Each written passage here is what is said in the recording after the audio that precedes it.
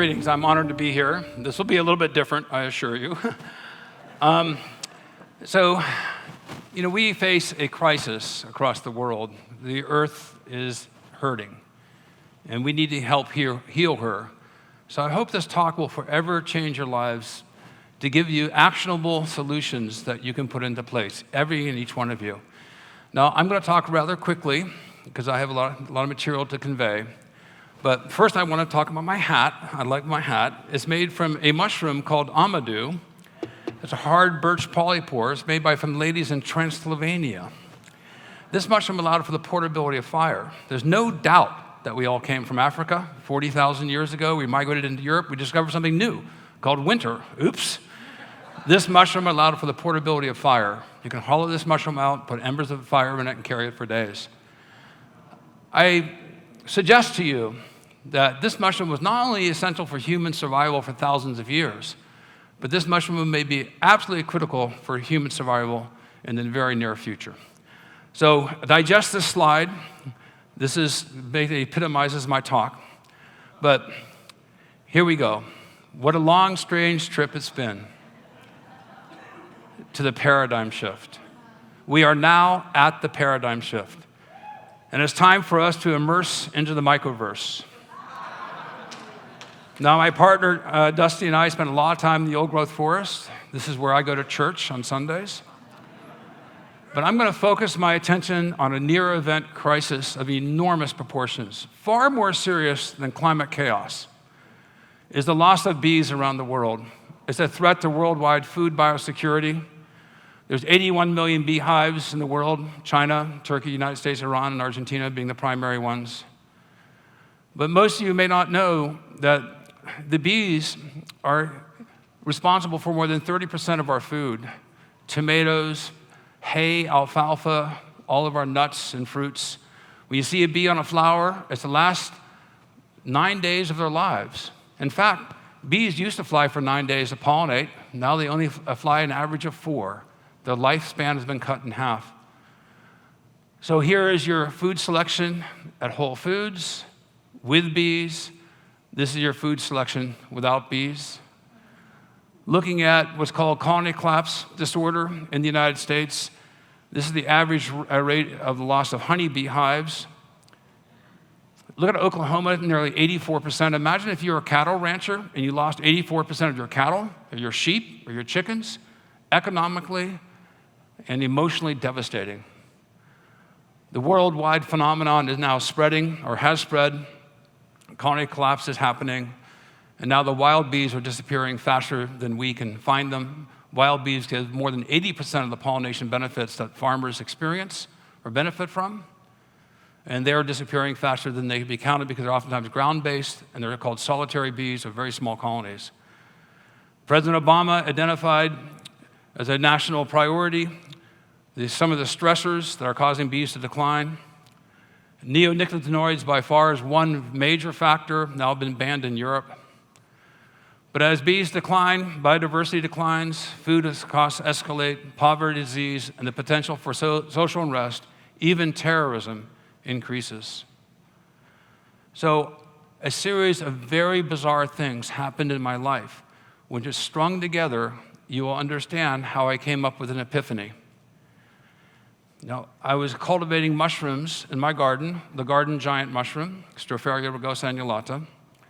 I had 2 beehives in 1984. In July, in the morning, I go out to water my mushroom patch, and I was shocked to see there were bees all over my wood chips, moving the wood chips aside to find the root-like structure of the mushrooms, the mycelium underneath. From dawn to dusk, for 40 days, there's a continuous convoy of bees from my beehives to my mushroom patch, and literally shrunk the mycelium from about 12 inches down to about 4, sucking these little extracellular droplets from the mycelium. Well, I published this in Harrowsmith magazine, 1988. I put it in one of my books in 1993. I thought, well, they're getting the sweet sugars from the exudates of the mycelium as it breaks down wood. Thereupon, I forgot about it. 1987, the varroa mite started spreading across the world. It came to the United States from Asia. And this virus now, of particular concern is the deformed wing virus. Numerous articles have identified in the past 2 years the number one nail in the coffin of the bees is the deformed wing virus, being injected by varroa mites that are like a pancake on the back of a bee, constantly injecting a slew of viruses, the deformed wing virus being one of the most greatest of concern. 100% of the bees worldwide now are infected. 100% of wild bees are infected. This lessens the tensile strength of their wings, that malforms the wings so they can't fly. There's a global pandemic of the deformed wing virus vectored by the varroa mites. The varroa mites are being controlled by a miticide that's been approved for treatment of ticks called amitraz by the cattle industry. Off-label use for the bee industry. They used to soak their beehives twice a day in amitraz, or twice per season in amitraz, just 4 or 5 years ago, and now the treatment is 7 to 9 times. The mites have developed resistance. This is not a solution. I spent a lot of time in the old growth forest, as I mentioned. Bears scratch trees. I've noticed bear scratches for years, and when bears scratch trees, then resins come out. And bees are attracted to their resins, and they gather the resins to make propolis, to seal the cracks in their beehives. I'm walking through the old growth forest, deep in the South Fork of the Hoh River in Olympic National Forest. I come around the corner with Dusty, and I see this bear scratch. The best photograph of bear scratch I've ever seen. A bear comes up, scratch, you know. So I told Dusty, wow, this is really interesting because, you know, our neighbor killed 400 bears. He killed 400 bears under contract with the state of Washington because in Washington state, the timber industry harvest funded the school systems. Bear scratch trees, polypore mushrooms are introduced. The trees die, so it threatened the budget, supposedly, of the school system, so they killed all the bears they could. Terrible. So I said, if that's true, let's come back in 2 years, and we bushwhacked it. I orienteer. I warn you now, be careful going out on a hike with me, because I go off a trail all the time. It's not really getting lost if you find the trail eventually, in my opinion. So we orienteered, we found the bear scratch, and sure enough, the polypore mushroom, the red-belted polypore, was there. I go to bed. I have a dream. I have an epiphany. Many of you have seen my TED and TED Med Talks, where I work with the BioShield program of the U.S. Defense Department. You can Google my name, Stamets, smallpox, and NPR, National Public Radio. Hear interviews with the Deputy Director of the FDA, the head of the BioShield program, et cetera. I've made many inroads on antiviral properties of mushrooms against herpes, pox viruses, and flu viruses. I have a dream, and I have an epiphany, an awaking dream.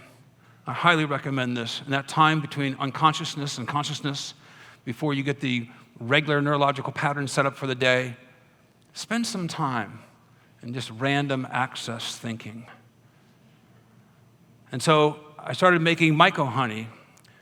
This is mycelium that is grown on rice. It's fermented and then made into a luxurious, delicious honey.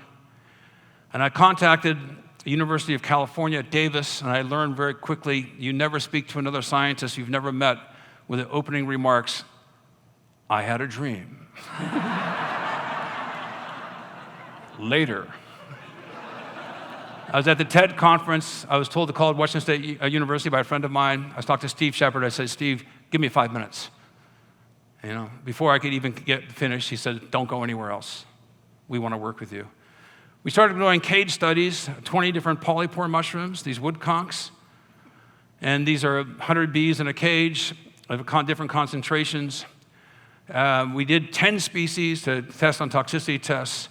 And lo and behold, the red-belted polypore that the bears were introducing nearly doubled the lifespans of bees. And the Amadou mushroom my hat is made of even did more than that. Those scientists in the audience, please pay attention to the p-values. I'm very big on p-values. All commercial beekeepers in the world feed their bees honey, feed their bees sugar water. And so then with Steve Shepard and the Washington State University, we began the largest bee clinical study in history. We treated 532 beehives in the almond orchards of California. Over 1.2 million beehives concentrate for the almond harvest, all within about 2-3 week period of time. Every almond you consume was visited by a bee. A bee pollinates 1,000 flowers a day. So these results then ended up highlighting interesting species. The red belted polypore introduced by the bears, Amadou, which my hat is made of, that allowed for the portability of fire, red reishi mushroom, which I have up here, and chaga, a mushroom that goes on in birch trees. So these three species we focused on. The preliminary results came back, and the black queen cell virus that infects all queens in the world was reduced by extracts of the mycelium of chaga and reishi more than 500 to 1. Against the deformed wing virus, Amadou reduced it 897 to 1. Reishi against the deformed wing virus, 80 to 1. Again, scientists in the room, look at those p-values. This is a scientist's dream come true. Dr. Jay Evans said, I've never seen any such strong activity against bee viruses as I have with Stamets' extracts. In fact, there are no antivirals against bees. There's nothing out there in the scientific literature on the market to reduce the viruses harming bees. Then at the Lake Sinai virus, also is an inflammatory virus. There's a cofactor causing the death of bees. We reduced the Lake Sinai virus 45,000 to 1. The summary of the activity is we have species specificity against different viruses from these polypore mushrooms that are introduced by bears or woodpeckers or scratches that create cavity environments that make the mycelium pulp the wood, that we then invite insects that lay eggs, that bring in the birds, that then peck for the larvae, that create a cavity that the flying squirrel and other animals and birds can inhabit. This is a consequential domino effect in the ecosystems of the world. This is orally active. This is an animal clinical study. This is post-ingestion, post the microbiome, post what's called the cytochrome P450 pathway. This is the big. Bees are the second most well-studied animal in the world. Obviously, humans are number one.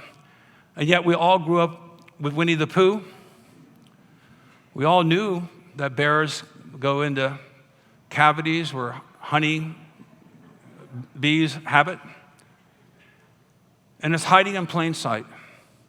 Everybody missed this. Now, I'm in competition to bring against big pharmas, big insecticide companies. I'm a strong environmentalist. I have a small company that's growing very rapidly. But I own 100%. I have 97 employees. I created my company in order to do research. This is what I'm doing. This is I'm living my dream. I filed patents. First 5 minutes when I read the patent award, I have to say my ego swelled. And then I said, holy shit, we're Neanderthals with nuclear weapons. The solutions are hiding in plain sight. We all grew up with the Winnie the Pooh, and no one discovered this. No mention in Japanese, Chinese, German, English, French, whatever language, massive search engines. It took them a year because the patent examiner could not believe that no one had ever discovered this. 200,000 entomologists, 50,000 mycologists. I'm not an entomologist. I happen to be a beekeeper and a mushroom grower. The patent's now been awarded all across the world. Eurasia just awarded yesterday. 15 countries in Europe. I have open sources for Indonesia, South America, all the developing countries. I kept it for the United States, Canada, Europe.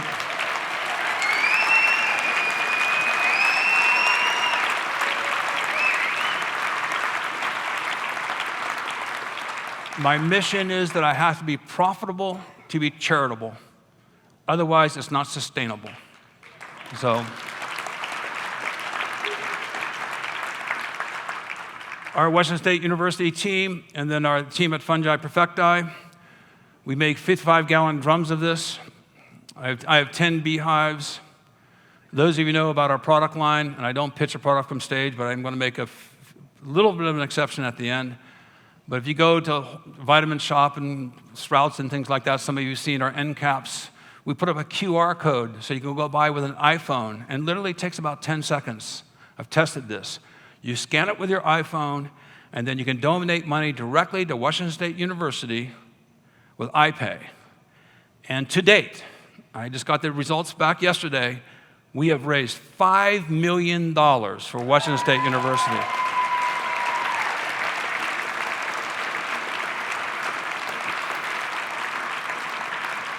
Now, I'm a contrarian. I'm an edge runner. I'm very controversial in some quarters. I'll be a lot more controversial if you come to my talk at 11:50 on psilocybin mushrooms. I may establish my scientific credibility here and jeopardize it later.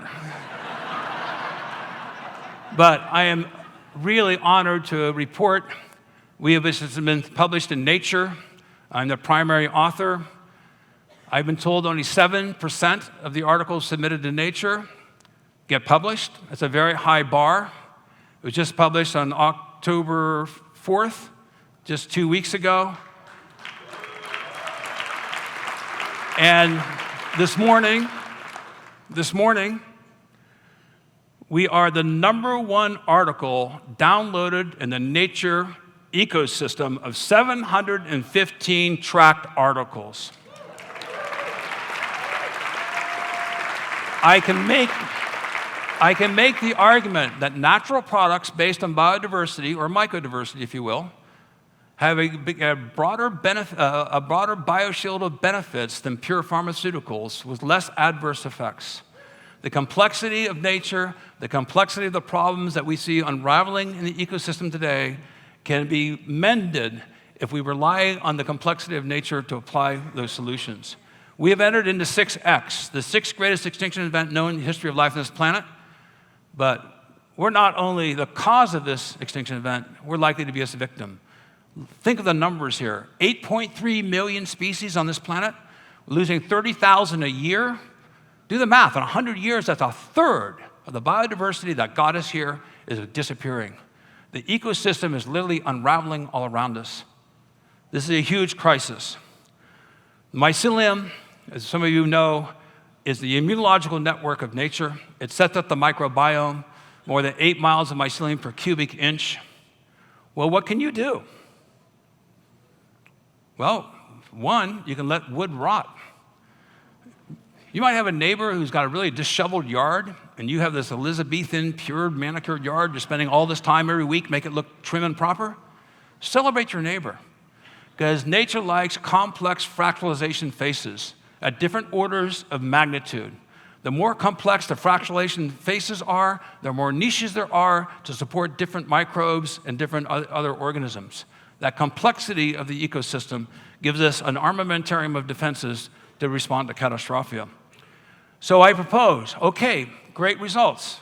What do we do? Well, I have a citizen scientist initiative, and this is never shown this in public before.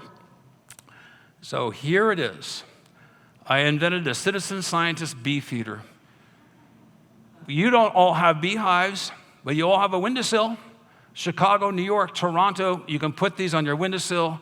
I had an epiphany that bees are maze runners. And they will, it's 5 turns, and then the extract is here, and it's a sugar water with 1%, 1 drop per 100 drops of sugar water, 10 mils per liter. And then the bees have to navigate through, and they get the extract, enriched sugar water, reduces the viruses, and the yellow jackets and hornets and wasps aren't maze runners. We just found out that yellow jackets also are carrying the deformed wing virus, so if they get some of these extracts, that's fine. So, I put this together, folks, just for this conference. This was a huge amount of work. It's very short, but here it goes.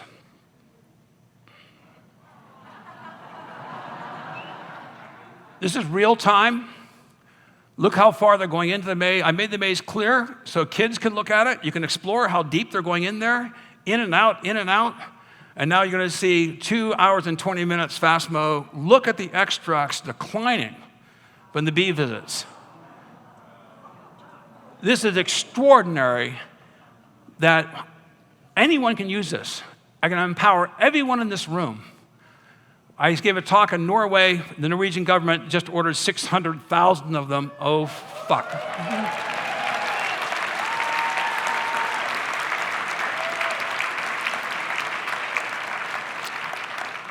The take home here is mycodiversity is biodiversity.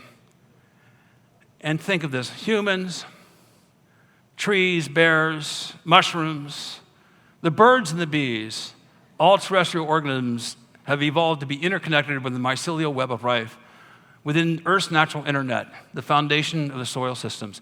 The very same extracts that you saw that reduce viruses in bees, reduce H1N1, swine flu, H5N1, bird flu, herpes simplex 1 and 2, as well as smallpox and other viruses. I think I found something fundamental to the foundation of nature, that the mycelial landscapes upon which we walk control the immunological health of the inhabitants that dwell within. So I encourage you to engage mycelium, let wood rot, and we are launching this in massive quantities in 2019. We forget it exists forever within the mycomolecular matrix. Thank you very much.